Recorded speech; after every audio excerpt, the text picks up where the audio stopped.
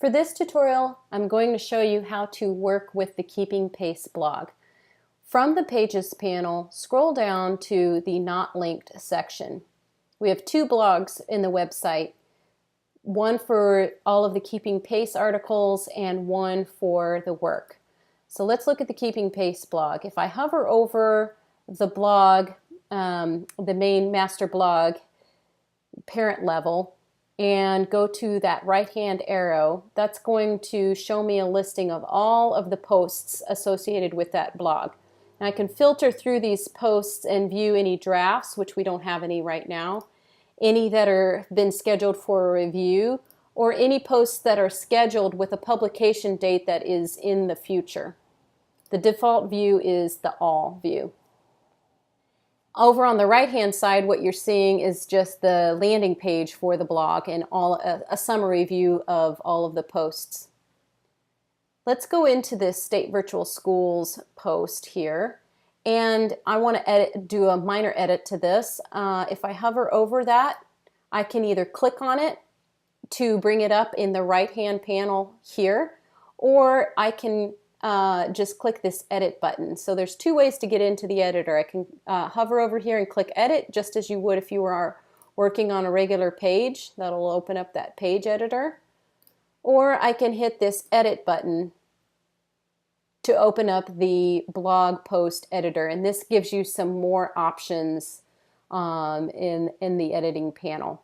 So I'm in this screen here, and I noticed that this word extensively was bolded in the excerpt. So I want to change that. And the excerpt you'll find in the options panel. So this first panel content is just, the sort of all of the text that appears on the blog. But when I go to the options panel, now I can see where there's the excerpt for that blog, and I see that this word is bolded. So I'm going to highlight that word and unbold it, and that's all I need to do here. Some other areas to note on the options panel would be if you wanted to add a thumbnail image. Now, none of the blog posts right now are using a thumbnail image, but you could add that here. And you could also change the author for the blog post on this. So someone else could actually upload the text or do any editing, but you could attribute the original author to someone else.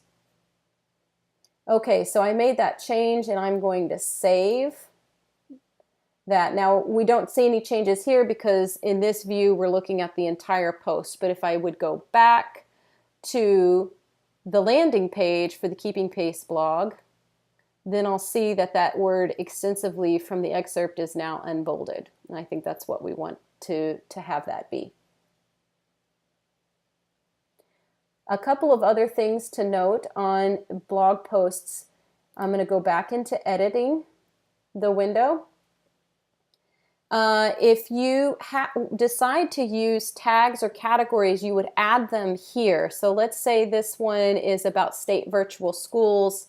I could create a new tag, State Virtual Schools. It looks like that tag's even already in the system, and then apply it.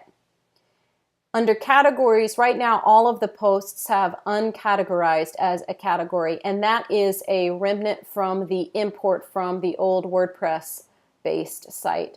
So you could in fact go through all the posts and delete the uncategorized category, since it really doesn't, it's really not a category.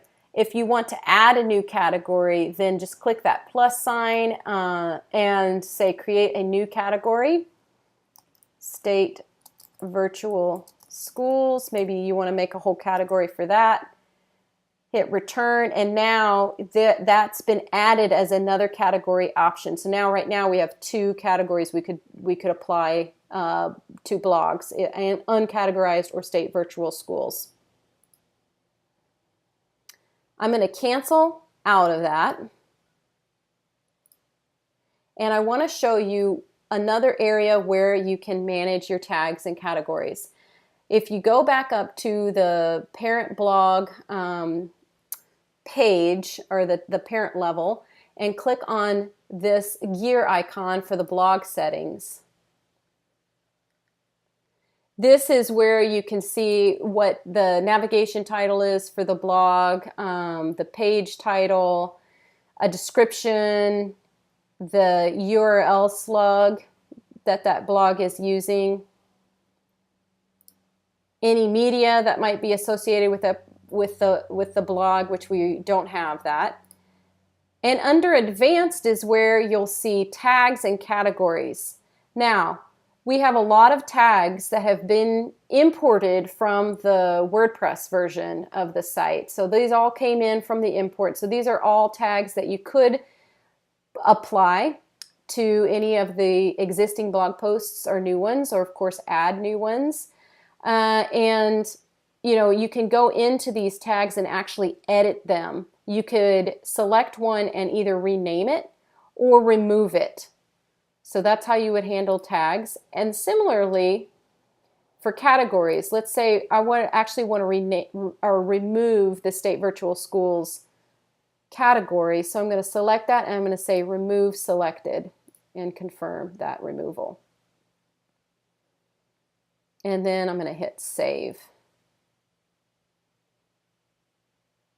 So that's how you handle managing your tags and categories for a blog.